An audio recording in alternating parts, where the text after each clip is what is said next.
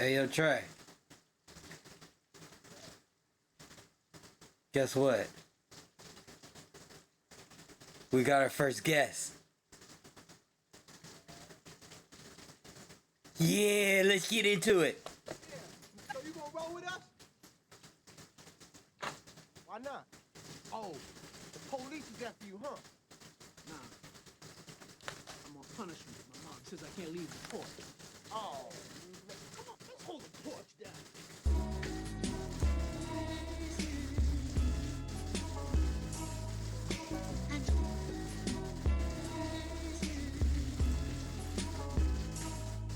What's up with this now? We holding the porch down. Talking about just how reality's turned out. We ain't finished, ain't even finna be for a minute. Everybody's playing games. What's up then? Let's have a scrimmage. Gotta unify the cooler guys with you and now you must discuss truth and lies, eulogize the proof in time what makes us us. Ain't no way to be bored now. Come on, we off the porch now.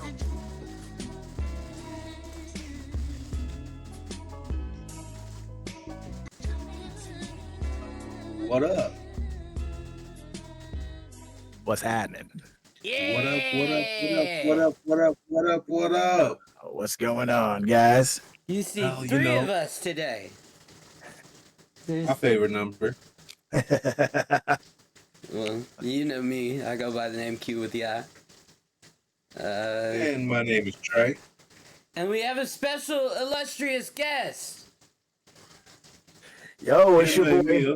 It's your boy Malcolm Eugene. I go by many names. Crash Collision on Twitch. If you find me anywhere outside of there, you know, the Darker Parker, Peter Darker. So we out here. All right. All right. The famous photographer from our home. So Absolutely. my boy, first of all, I need to ask everybody, how's your mental health doing this week? It's going pretty good, you know.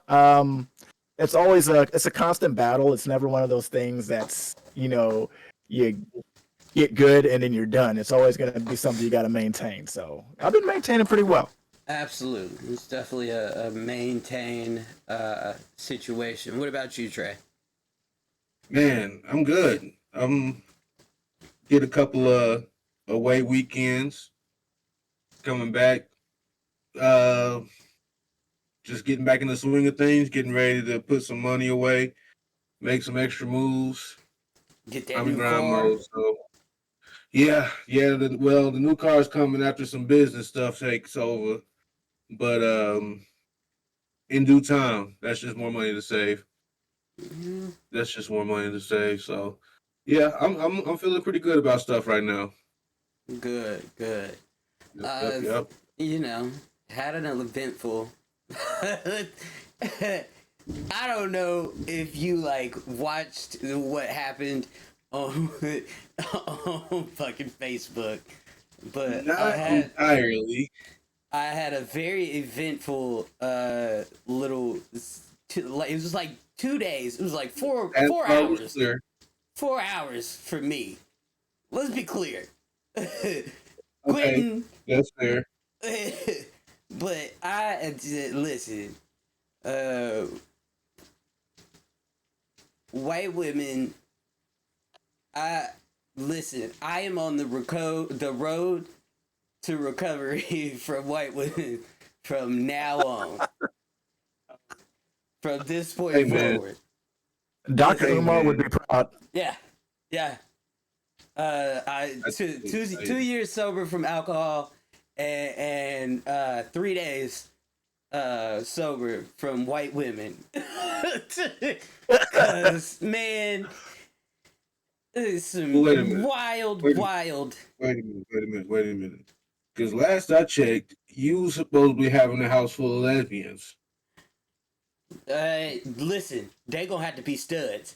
I'm not saying, but where's the problem? Like, how are you having women problems right now? Listen, brother. Somebody took something way out of context. Way out of context after was supposed to be a house full of lesbians over here. Somebody didn't know what they was. Don't come over here not knowing what you was. That's all I'm saying. I don't take in baby gays. That's my thing. You got to be self-established in this game, because there's a lot of problems that come with like the folks that are just finding themselves. Yeah, and one of those problems arose, and turned out to be a mess. Emotions, man. I don't do good with them. Right. I don't do good with them at all. And I think somebody said it the other day that you gotta find like people that know you, and white people do not truly if they can learn to know you, but for the most part, especially the person that was in this situation. Anybody in life, I feel like you really just gotta know people. I don't care what, who, where. It's like you really gotta know people, and like you can't hold back nowadays if you gonna have that much feeling inside of it. It drives me crazy, man. Like I don't need. Yeah, but I'm also a very like not necessarily numb type of person, but I'm kind of carefree when it comes to emotions at certain points in time because for what? Right. Yeah. Would you say that before you know people though, you have to know yourself? Because that's what I'm getting. Absolutely. Is that whoever was over there, they didn't know who they was. Exactly. And so they was messing up everything. Right. And they because they went on this rant about I'm tired of people saying they're healed. Well, wait a minute, honey. Wait a minute, honey. That's you. The whole entire thing has been you. I said I was over the whole thing. You know how you get like a fleeting thought about something, and it'd be like there, and then you like weigh the pros and cons of it, and you be like, that's not good. That's what it was. It was nothing more than that. She turned it into you've always been in love with me. What? You was gaslight me? What? Hold on. How did this go from the man? That's crazy. Oh, shouldn't done. Absolutely not, brother. To this motherfucker's in love. Hey, calm down. You are not. I'm not about to talk to nobody about past tense heal. You don't use heal with an ed on it because it's every day. Just like Malcolm just said, like his stuff is every day. Like because I'm not about to sit up here and say I'm over this, and then you be in a situation you don't even know what's going on, and every day there's a potential for a new scar to open. No, don't do that. Absolutely. Don't do that. That kind of leads though into the main topic, which I don't want to jump the gun, but like we're talking about we were talking about men and emotions, and I think in a lot of cases, and it seems like that particular individual would be the type of person to use someone's emotions as a way of manipulation, because that's what it sounds like was happening. And that's one thing you notice when you are healing or even healed with an ED. Yes. You start to notice these things. And when you notice these things, you got to call it out. You feel like you want to call it out. Yes, and that is something that, again, we talking about healing. That is something that I'm still working on, because I'm not good with just being like, hey, this ain't good.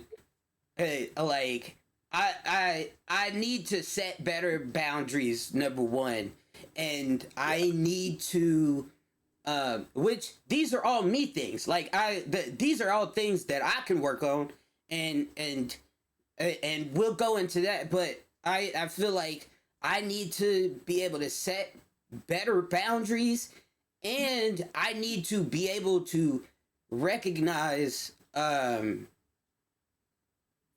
people that rather low effort people that distinguish the difference between low effort and potential. Yeah, Yeah.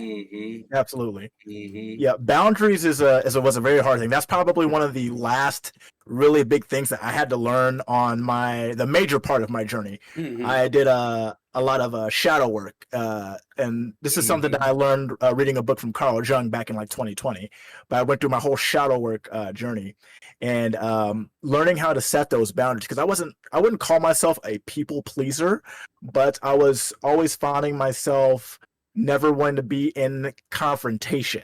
And confrontation isn't necessarily bad, because what that means is that you are staying true to yourself. Yeah, you're Yep. pushing. Yeah, you're I mean, pushing stand back by your own on shit. something that you're pushing back on things that make you uncomfortable, Absolutely. and you need that in life. And I don't. I've been really bad at like pushing back on things like that, and it's to a detriment. Like to the point where this shit had me so uncomfortable. I was already gonna self-sabotage the entire fucking thing. Like, let's just fucking I'm gonna start a fight. But Now, I let me ask a question. yeah, but I have a question for you. So, do you think it is harder to set boundaries when we're inside of a minority group, say like not necessarily black, but say like LGBT? So we're already in a not franchise, but a marginalized group. So already seeing ridicule. Is it harder to set boundaries within these groups without it coming off as something hatred or whatever? You know? Yes, that's I think and me and because you see me and you don't see I've talked about this too. You see me and you don't see like a queer person. Like I am like for all intents and purposes I pass as a straight black man in society. Nobody would question it. But I feel like I already don't fit in, and so you know how when you already don't fit in, people ask things of you, and you just like, well, if it'll get me a little bit more comfortable and closer in, and I need to stop that because I don't really want to be like. I would rather be in black spaces where people know me, and black spaces where everybody black is accepted. That's the key. Like not like where it's like black queer and black straight. That everybody it's just black everybody. Like I feel more comfortable in black spaces, and the LGBTQ spaces that I have been in are predominantly white, and it's very different from being black. Like, yeah. That's nail on the head. I hear that. So it's like a minority within a minority group. Right. Yeah. Like it's like the niche, because to tell you the truth, probably y'all have probably seen it. The LGBTQ the LGBTQ community and stuff, it's very split. Like black queer people have their own shit because it's predominantly white men, white gay men. It's very appropriated and exaggerated, and to a point where black queer people just kind of keep to themselves. They have their own clubs and all that stuff. So yeah, I mean, I can to go into our conversation. I can see where this loneliness epidemic comes from. I don't call it a loneliness epidemic because loneliness is self-induced. on the people that are bringing this to light, because the people that are bringing it to light are using it for a completely different reason than you are, I think. You know why?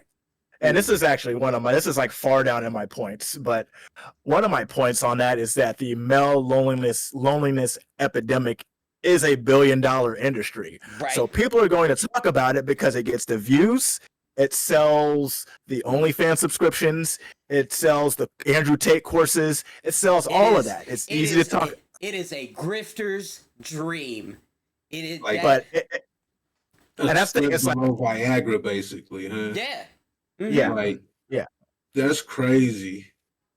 Yeah. That's Yeah, like, so- It is. Yeah, I've you're never even- absolutely right. It is a $1 billion industry, and I think that it is more impressionable on who is on these sites and this side of the internet the most, young teen white males, because like I said, I don't think that it's an us problem. You feel me?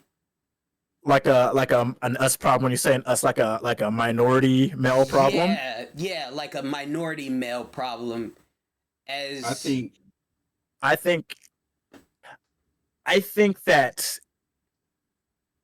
it is. I just think it's different for us because we say that we have these communities, these Black communities, and we do, and that's fine. Mm-hmm. But if certain people don't feel accepted in these communities, be it for whatever it may be, and it may be down to what they are like, what they enjoy, and it's no fault of theirs that they like these things. They like these things because they like these things, and people see that they like these things, and then they are ridiculed or judged for it. And I'm not even going to go as far as saying that they aren't in the best presentation, grooming wise, but I can see it as being very difficult because it's a psychological thing. It's 100%. I see it as being. Yeah, I can see it. That's why I said I don't think it's a male loneliness epidemic. I think, do we have a rise in male depression and male severe depression? Is there a male severe depression epidemic? Yes. But the loneliness part of it, and more to it on the African American side, I think that because we grew up with the stigma of therapy bad. So I think that rides on it too. On our side. Right. So, and that's the problem. It's like where I could see it being self-induced, it would be the people who don't want to go out there and get the help. Mm-hmm. But it's one thing when you don't go out there and get the help, but it's another thing when you don't know how to. Because even as men, it's hard for us to ask for help. Even to this day, and I know this. I've been trying to work on this. It's very hard for me to ask for help. Yep. Even when it comes to projects, like I like to get things done on my own because I know how to do it. I know how to get it done. I know what the vision is.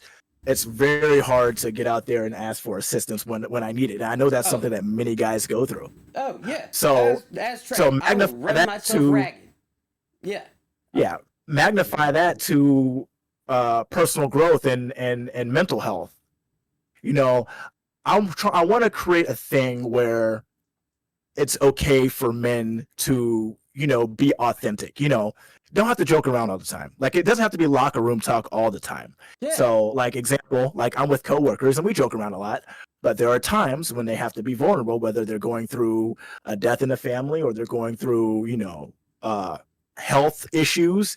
Mm-hmm. I try to make myself available as someone they can talk to, let them get their stuff off their chest and be able to have a real conversation with. Right. And it's unfortunate that many people don't have that. But if I'm able to be that for somebody, I know that goes a long way. Right. And I think it's a real it's a real strange America that we live in, because I've always I've always had like Trey and like James and everybody. I've always had somebody. We grew up in the 90s. We grew up around each other. I think in this day and age, because social media is so prevalent, and that is most of these younger people's main way of communication, and like not face to face, that it creates an illusion of it creates an illusion of loneliness, and meanwhile so it creates the illusion of loneliness, and also they don't have the social skills to go out into the world and do these things. Right. So I keep and when you because the first step is therapy, and it seems like I will tell people day and night, go to therapy, take your ass to therapy, and somebody's like, I don't need therapy. Right. Are you familiar with well, are you lonely? Yeah. We'll go to therapy. Are you familiar with parasocial relationships? Yep. So yeah, the relationships people have with like online influencers, and they feel included when they're in the chats, but as soon as that influencer logs off, then they gotta reattune to the real world. Yeah. Now AI to the mix, and AI girlfriends. It's all for a chase of that instant validation. Yeah. So it's I know instant gratification. Thing. Yeah. And I'm glad I do my fair share of scrolling, but I don't like get that far in depth with like the internet world. Like, I really like to kind of step back into the real world, and clearly it's important. But wow, because because I'll tell you, so women's depression statistics are higher than men's depression statistics. However, men's suicide is higher than women's, and the reason you know why? Yeah, because men don't fucking say anything. We don't say anything. We don't handle our emotions the way we're supposed to. The way you do, and I think that I really need somebody to just do like an emotions class. Like, even it don't have to be fun. Just an emotions class where niggas gotta you gotta give us an example of a time when you was angry, or a time when you was sad, or a time with like shit like that. Because at this point, like I said, I'm 2 years sober. I have had to learn how to deal with my emotions again after doing so much damage to them, just bottling everything down for 10 years ish. Yeah. So honestly, that's the first step. Yeah. Is if you're using anything as an escape from your emotions, whether it's drugs, whether it's alcohol, whether it is porn, it's letting that go so you can then be present in your emotions. Yeah. You got to sit with your emotions to recognize it. And I get that shit is scary. I know. And that's that, and I preach about that's why I just take your ass to therapy. Even calling the crisis line, you can call the crisis line for free, and somebody will just talk to you. Somebody will just talk to you. And I feel you just need to be present in it. That's that's definitely the first step to it. And once I figured out, I was like, hey, and then I talked to my therapist. She was like, no, that happens. You good? You all right? We just you just need to feel it. What are you feeling right now? What's going through your brain? Let's talk about it. And you find somebody to talk about. And I like even people that have friends on social media. They like you. There are people like I have people that I've never met that check on me all the time on social media. Even like people like that. You can go to somebody and be like, "Hey, I'm having a hard time." There's options. I give people these options, especially men. Women, most of the time, they take them without hesitation. They're like, hey, I'm gonna go talk to them, and good. Men, it's not so much. It's a very hard barrier to break to get men to just do the one simple thing that would drive home this getting away from the male loneliness epidemic, which is I'm calling it the male severe depression epidemic. But even men, as men, I say we, but I can see where men would even approach this a bit wrong. So if you're new to expressing yourself, expressing your emotions, thinking you can go to anybody about that. Like you gotta know who to go to. Like because men think they can get their emotions and go to any kind of obvious OnlyFans model on Facebook and then start trauma dumping. Right. And I think, and then they blame them. Yeah, I think that's what's and on the white side. That's what's happening. Yes, that's exactly what it is. I've seen it on the black side. Yeah, wait, it's falling in love with the stripper. Yes. It's them falling in love with the stripper and then getting mad at the stripper that the stripper don't love you. But that's where we can say the internet is killing community, because it used to be you can kind of walk down the street and somebody will give you a little bit more of what you need. But since you locked in the house, getting information from, I guess the media that we're streaming to right now, just indoor on the screen, it changes everything. I'm not saying that it would have just given you the best and you just wouldn't need therapy because you was outside, but people aren't getting the same doses that they used to get of that like reality. Right. And that's what's making it more intense on like the lack of when we all was, that shit. And I don't think so. Because when we was day age, 20, 21, 22, 23, we was out in the club. Right. Out in the club. Every weekend. Oh, we get competitively. Champions of it. Yeah. How many nights you go out, bro? And, 4. Yeah, 4, 5. And you you're getting that instant gratification, and it may not be healthy communication, but you are getting. Night you had, there was a song about it. You're right. You was getting healthy communication with people. Sometimes it wasn't healthy communication, but you was getting it. Was real though, like because it still shape you. You know what I mean? Exactly. But like next thing you know, motherfuckers is gonna go to like virtual clubs and shit. No, like you got. Well, yeah, Gen Z is already not going. Gen Z is already not going out as much as we are. Like not going to the club because like I think club life is like high key dead.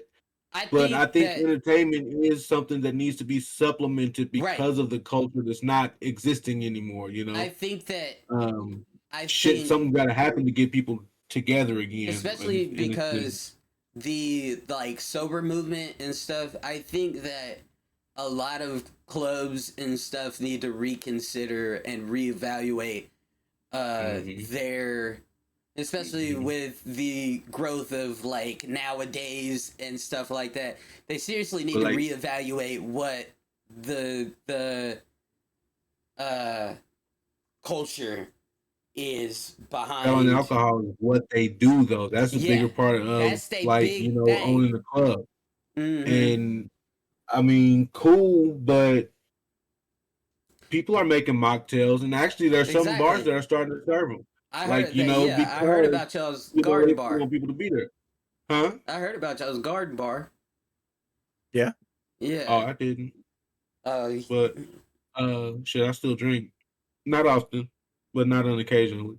now they got Either way. the THC drinks. Oh, really? Yeah. So like, yeah, like I get the why. We need Yeah, I get the yeah. why, and I that because the solution in my head is you niggas need to go outside. It's No, for real. to Go go touch some touch grass. grass. Go touch some grass. But I know that it is hard, and because I've been Yeah, in I've been that. through it. Yes, Man, I've been I there. do. Is it the country in me that just like I go out, like I'm an outside person. Like I don't go outside as much as I used to, but like it's not too many times where I won't even like take a day if I'm just inside all day, maybe cleaning up, maybe painting, whatever. I go outside, I take some sunshine in or whatever's hitting me. I go And outside, just I'm walk down the smoking, street. whatever, Yeah. whatever. But even just taking that dose of sunlight is important, but like to make it a thing, like you always feel so much better when you take your ass outside. Mm-hmm. You can take your phone with you. Fuck it. Man, that's really hard though, especially for a generation that That grew up lives on the computer. That's in crazy. the Maybe it's dark. just the country old school in Yeah, me, like but it's because I I think used to be that's one of watching the that shit reasons. up there, man. Yeah, Huh? that's Yeah. one of the reasons why a lot of these kids, it's hard for them to make those connections. And so you have that aspect of it on top of the generational gender roles that have been put on by their parents and grandparents and so. So there are all these barriers to entry to getting help and to getting therapy. It's like for us who have gone through that kind of work, what do we need to do to help convince people or yeah, to convince people to take this path to find that solution, because I feel like a lot of people are making a lot of the wrong choices, and when they see that they're not getting the success that they want, they lash out, they join the red pill movements, Yep. they end up doing acts of violence. I know, have you guys seen that Netflix show? It was called Adolescence when that came out. Yep. That whole show was literally about this. Mm-hmm. That's And crazy for me to think of. I I had a think 4 year old son, and I try to get him outside. Like, and I know I'm not even doing the greatest job because it is like a generational thing, but that they're growing up into that right now. And yeah. I don't even like. I feel like an old man, like And not really understanding that. and it's hard But for us, to people like us with a minimal amount of friends with kids. mhm, So that like play dates is kind of hard and shit, and mhm. you know, Right. I think about like when it comes to my village. Yes, it's important for me to put my kids in sports. So we do the little. He's done soccer a couple of months out the year when I can keep my shit together enough to get him there. And like when you think about it, the yeah, more you do out I there, definitely the yeah, easier it becomes. And it's kind of there. You're giving yourself a certain kind of therapy because you're getting fresh air and taking steps and everything. Because I don't work right. out, but I I'm know a not, lot of my problems could be solved if I exerted a certain kind of energy from my body, and you I'm know. not gonna say that. And I'm not gonna say that Gen Z is already kind of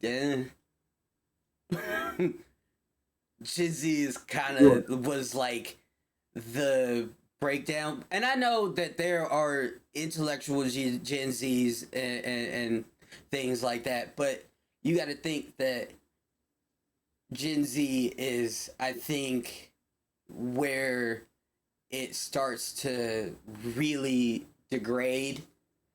Right. Um, and it's because you got to understand that they grew up through two Trump presidencies where that are two. It's become an age of anti-intellectualism, and if you don't get your way, then it's wrong. And I think that and it's starting to hit African American minorities and whatnot too. That they're kind of I think I'm entitled to the pussy. That's the best way I can say it. Let me say something controversial, okay? Okay. When we look at oh, go ahead. My bad. So I'm black, Mm-hmm. and I'm Republican, and I believe in God. Hmm? As a black Republican, I don't believe that God is, or religion or any belief system, it's good to have that. It's not a way to escape accountability. It's not a way to escape your problems. You still got to deal with that in some way or another. And a lot of people like to use religion or use whatever belief system to twist the narratives of whatever societal favor or societal norms would favor them, which may include the ownership of women, and that's not how it works in today's society. I'm sorry. And the thing about being who I am, a lot of people, when I say who I am, a lot of people have a certain feeling about it. They start to put you in a box. But I'm like, look, in order to hold people accountable, sometimes you got to hold your own in-group accountable. Mm-hmm. It doesn't even matter who you are. Like, a lot of people don't want to hold the in-group accountable because they don't want to feel ostracized to the out-group, if that makes any sense. And I don't think because you know with this is my thing. I grew up in the 90s with the good Republicans. It's better than what it is now. Like when they talk about family folk and stuff like that, you got your Bushes, which is bad people, but talk about family values and all that good stuff. That's what it did. That's what it looked like. This now is this and this are two different pictures. Well, yeah. We went from believing facts to making up our own facts, and it's just it's wild. And like I said last week, that you fucking Democrats, you fucking Democratic senators, you fucking pieces of shit over there, you motherfuckers is at fault too. You sons of bitches. Yeah. Hakeem, I'm talking to you. That was gold. Hey, y'all, they let this happen. Yeah, they did. Yeah, they very well did. Just at fault. Yep. And they are. They didn't do shit. They knew for 4 years, at least 4 years. They knew, and they didn't do shit. Yep. Yeah. And there's other stuff. There's other stuff, but that's a fucking political thing. But the politics side of things does affect this the Gen Z age and whatnot, and so it does go into it. But I think mainly I was talking the people that I was talking about that use this male loneliness epidemic shit are the people, like you said, the people that use it for the billion-dollar industry that it is, which is mainly white men. Unless you want to count like I can start naming more. Yeah. I mean, Andrew Tate, would you consider him one? Or Rollo Tomasi? Okay, yeah, he's white. I forget the name of the other guy, but he is black. Then there's Just Pearly Things, a white chick who's like one of the biggest grifters on the internet. Is the worst. Oh, the worst. Yeah, let's stop there. And let's because are they worse than Fresh and Fit? Absolutely not. No, 100% not. Hey, what about No Fugazi? No Fugazis. Which one? No Fugazis is not. Ooh. It's not political, but it's about. And I mean, I think Fresh and Fit might take the cake. I don't think it's way more extreme than the Because other yes, shit, but I think it's not up there. Bro be because wild. it is so extreme that and he truly the one dude truly believes this stuff, and then to be so delusional, Right. and to think that these these white men are accepting you as one of them, as you get disrespected on a whole entire voice chat. Oh yeah, I heard that. Yeah, that was crazy. Like the problem with the weird pill space, bro, though, is, and I know this because I took a data analytics course. You could take any data set and cherry pick whatever data numbers you want, and the data will be true. They're technically speaking facts, but they're not taking the whole picture. They're taking the frame of that picture. Yeah, it's taking a tiny again, that's what the Trump administration, and it mirrored that. But I think that they are all mirroring the same playbook for men, because they know that the white male population is going to skyrocket whatever grift that they are in. That's just the name of the game. And it worked for a whole entire election. They probably got labs. I'm just saying. It's working for a whole demographic right now. And it's kind of it's scary. I think that the only one of the ways that we combat it is by having conversations and having podcasts like ours that kind of counteract that thinking, and it would rather talk about it. And like I tell people, I ask people about their mental health on here all the time. I ask my chat because we do wrestling on Mondays. We'll be on here all fucking weekend, all this weekend doing wrestling. But I take the time to go through and ask them and make sure that everybody's mental health is good, because I'm one of those people that, like you said, I make sure that my phone is always open. If my phone is always open, I feel better knowing that somebody had the courage to call me and say, hey, I'm not okay.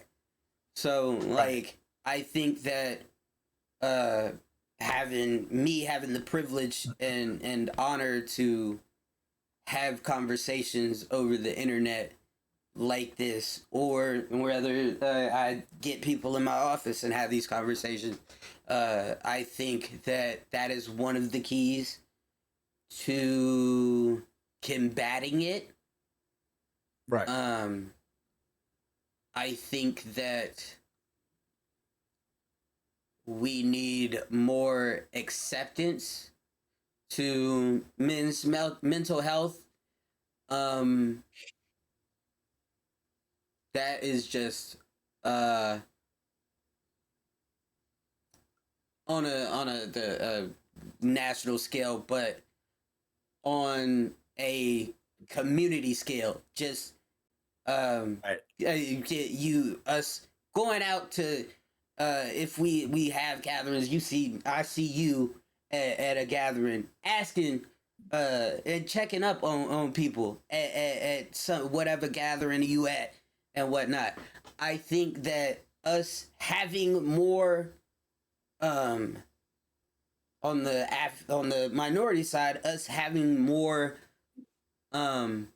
positive black spaces that aren't the club, that whether it's art, music, if you motherfuckers that like gardening, I love gardening, and both gardens, but like stuff like that where people can get out and be a community, and that are children oriented too, because young teen adults and things like that.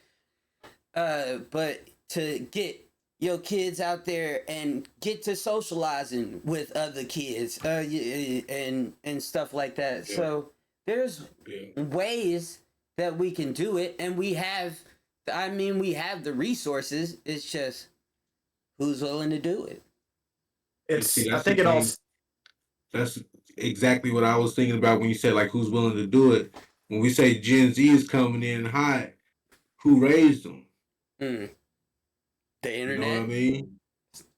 Mm. Because it wasn't us. Mm-hmm. You know, these kids, people my age that got, 15, 16-year-old kids.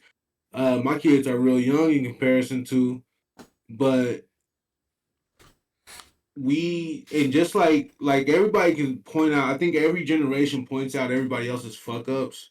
Mhm. And like we don't get nowhere doing that. Like we still hear it all the time to this day. But how do we figure out what they're doing that's good?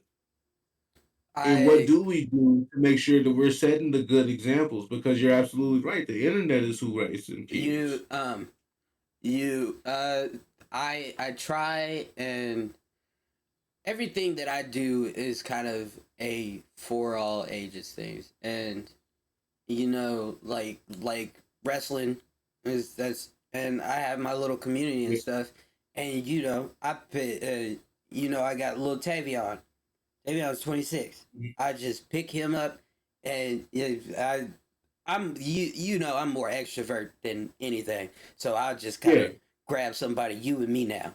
I got my little nephew. He go everywhere with me now, and I But that's try to. just community development. Like Yeah, working inside of your bubble is the most important thing you can do because we can always look outside at the bigger scope and say, all of this is going on and happening and it sucks, but what am I doing right here right. that's making me say that sucks, but this is what If I'm doing. if Otherwise, we gotta shut the fuck up. if all three of us We gotta got shut it, up. if all three of us got a tabby, that's three of them. That's not lonely no more. So we as black men need to do our part, and uh, I would say people with more money than me start these community events, and more so because I know y'all got many events up there. More so, you motherfuckers need better fucking marketing. Y'all have some of the worst marketing We do. This show I has some have of the worst ever marketing, seen. and I've stressed that for a long time, and I wanted to help, and but it didn't really work out. But also, let's take a look at Black culture and kids and growing up and saying how many of our parents told us that that wasn't a good idea, or they didn't know any information, so they weren't able to give any information, able to point you in a direction if they wanted to. Right. So we can say, like, even our parents will look back and say, "Oh, you should have tried harder," or we can say we can try harder to give Mm-hmm. that information to our kids because now we're seeing what our parents did and we're doing the same thing, risking not growing or developing Right. in just going to work for 24 hours And and yeah. 24 hours, 8 hours a day, but not helping out the community or not pouring in to what you're doing because you're so focused on getting this dollar. Don't get me wrong. I love making money. I work a lot. I work a shit ton of hours, but at the same time, I still have to pour into. I'm gonna watch this portion what I'm doing with my kids, even though I am still working, and make sure they doing and being because health is wealth, motherfucker. Like you have to, you have to pour in. You have to do your due diligence into this world. Mm-hmm. Yeah, two Otherwise, things. you, huh? Two things. I want to respond to that real fast. Yeah, That is absolutely true because I used to consider myself a bit of a workaholic, and I will blame this economy because bills. Yeah. I will blame the economy, but it came to a point in time where you have to pour in, like you said, to yourself and to the people around you. Mhm. So I slowed down. I slowed down on my content creation as far as like going out and shooting events.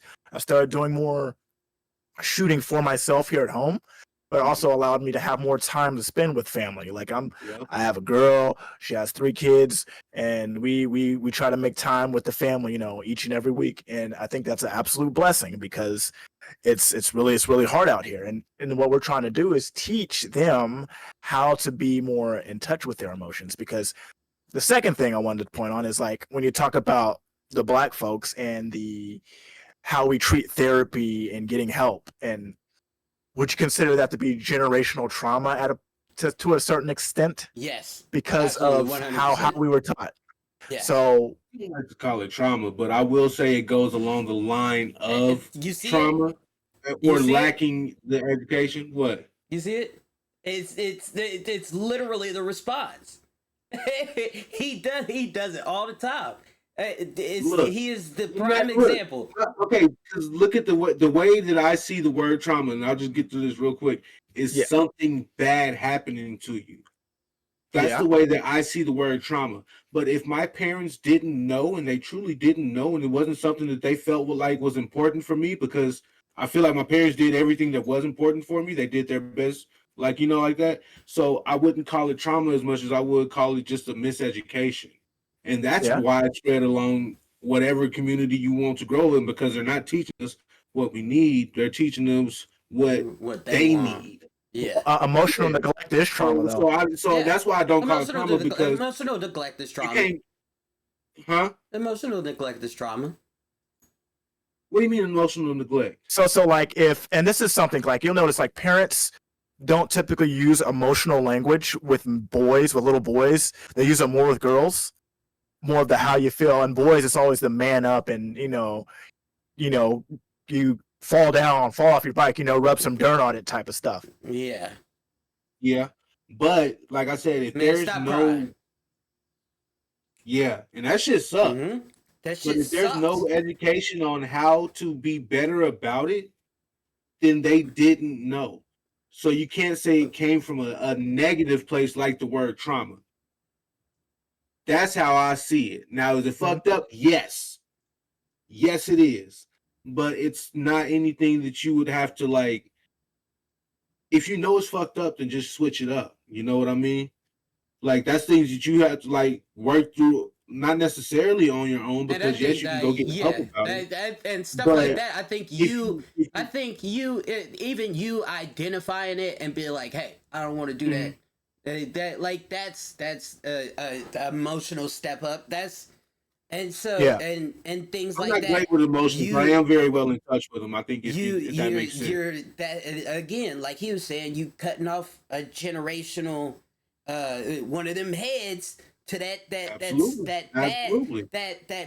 snake of bad habits that we as African American folks, Black folks, have, because we have some that are detrimental to our mental health. Like we have tendencies that are detrimental to our mental health, and that we need to do our best to cut off at the head. You know what I'm saying? Right. And one big thing on that is like, being less judgmental. And maybe it's not just for us African Americans, I've heard many a times of men going to their partners and being vulnerable, and then their partners, not taking it or not being receptive to that. I went through that whole entire fucking scenario in 2019. This is the whole reason I fucking moved. I was there for that one. Yeah, this is the whole reason I moved, and like I was fucking homeless for a while, and the whole entire thing stemmed from me being like, hey, this shit makes me feel like shit. And she berated me and made me feel even worse than I already was. I was downtrodden. I was like, you know what? Let me work on myself. And I moved up here, and I didn't been. And that's hard. That's really Yeah, hard. That's it's that's really it's hard. scary. It's and again, I feel and I as somebody who's gone through it, I know what it's like to be lonely. I I spent a lot of years by myself and got used to it. That's not everybody. I know what it is. However, there are that, like I said, it's self-insinuated because there are ways to combat it. And again, you counteract it with not everybody knows, and I get it. I understand that, and it took me 5 years to get to the point I am at today, and I'm still learning. So I know that it's Every a day. hard road. That's It why I is said healing is not a real thing. yeah, it is a everyday thing. Every day. So, Yeah, and it's that fear though. I think it's that fear that really, really, really drives men who don't know how to handle that to like the fake intimacy that they find online. 100%. Because being vulnerable is tough. right. That's tough. Yeah, That's the it is, hardest thing man. you'll ever have to go through. It is. Yeah. It sucks. Opening up It sucks. opening up to a stranger is something, but now I'm good at that. I ain't gonna lie. I let that shit out on a stranger and walk off. It feels great. I will. yeah. I'll be sitting at the bar with my water, like, yo, I just want to go home now. My mood is down. I'm just over it. But even sorry, ruin your day. Also, I think that one of the other things that gets these men in trouble is the mutual trauma dumping. Yeah. It becomes competitive. Men are very competitive naturally. Yeah, they come up with these pissing contests about girls that made them feel bad, or work that made them feel bad. And for the love of God, I'm tired of every time I say something negative, old nigga got to say something about how much harder it was 15 years ago, and that shit needs to die. But well, that just means they're not listening. They are not listening. They are not listening. They're not. They're not. They're not at all. And like I said, we are a lot more emotionally intelligent than the generations before us. And thank you, internet, I guess. But I mean, since we know all that, we can't blame, because this is how different our lives are. You know, it sucks, and I still don't want to hear the shit, but I just want to make sure I don't do it to my kids. Yeah. Right. Or the young, like the day I start sounding too much like an old head, somebody just shut me the fuck up. I think that we can all come to an agreement that in order to get a grasp on this male severe depression, it starts with children at the home, but also just socialize y'all kids, man. Please. Make your kids out here social. Get them talking to people. Like, get them in experiences. Show them shit, because that shut off shit is for the birds, man. Absolutely, and at very least, also sit with your own emotions. Be able to set like 10 to 15 minutes a day just to sit and kind of reflect on how you felt about certain things. You know, don't dismiss it in a bottle of liquor or whatever it may be. Seriously. You know, actually sit with those. Hey man, hey. Now I'm quoting my boy George Clinton. What do he say? Rise above it all or drown in your own shit. Yep. Yeah. That's still some of the realest shit to this day. Because if you got to sit in your shit for a little bit to get over it. You know what I mean? You always at that surface level before you submerge. But like, get out of that shit, man. Do what you gotta do to get out of that. Like, whoever. Right. And I it's deep too. It can go really deep. I challenge the people, whoever watch this, to just check on a friend and check on yourself. Check on your feelings and your emotions, and you know, like he said, sit with it and just see if you can. Mm-hmm. If you got And too much shit that you just don't like sitting with, it's time to like it's switch it time to up. go get help. Or yeah. Mm. So I mean, Help me. And if you help can't me. afford therapy, read a book. Like, Yup. literally, read a Yup. book. Hey, that's another thing. Just as well as going outside, the next best thing you can do is sit down and ingest good literature. Mm-hmm. I don't like as much as I would love to like ADHD is a really bad thing for readers. It is, But yeah. Mm-hmm. I can't sit down very long. I don't read. I do audiobooks because I like to ingest information to counteract the bullshit that I go over every day. But yeah, read a book. Yeah. There's plenty of information out there. That's a good way to do it.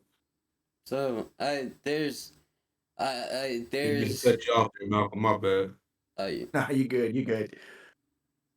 go ahead, bro. Oh no. That Uh, was the tip. Read a book. yeah. Read a I book. remember there was a song back in the day that was just about Yeah, reading a book. yeah. You Lil remember that John? song? Yeah. Lil Exactly. John joint? Yeah. Yeah. Right. It's a So, classic. It's a classic.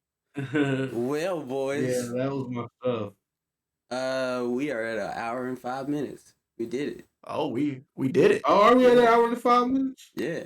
Hey man, that was a good Hey, chat. No, Malcolm, it was no. good talking to you, man. Yeah, It was no definitely nice filler, catching no up with you guys.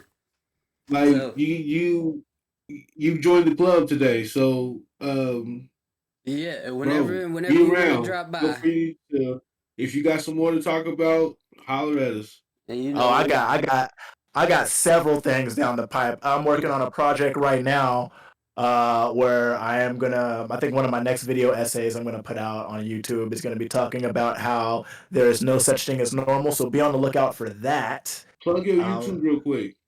yeah, my YouTube is gonna be just simply Malcolm Eugene. Okay. Yeah, Malcolm Eugene on YouTube. Yep. So Look that up, subscribe, like, do all that shit.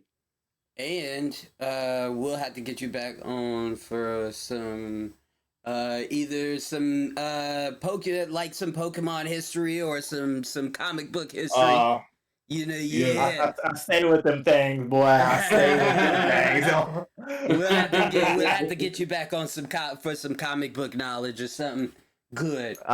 Yeah. Absolutely. You know, there's a lot Yeah. of good movies coming out this summer, so we're gonna have to do like a tier list or something like Oh that. yeah, definitely. I'm Oh totally yeah. down. Oh So yeah. you I'm keep with us it. in mind, we keep you in mind, brother. Absolutely. And All right, man. all right, to my Well, people on Twitch, that is our time. We will see you. Well, I'll see you tomorrow. But the Off the yep. Porch And I'll Pod see will y'all see you Sunday. I'm next back week. after 2 weeks. Yeah. Sorry I missed you. What did I miss? Dude, Nah, they already did stop. that on Christian Ed. Go away. No one did that. So yeah, I'll be back on Sunday at 7. Holla at me. We got a lot to catch up on. Yeah. Hey, big guy. Later. Something Yeah, real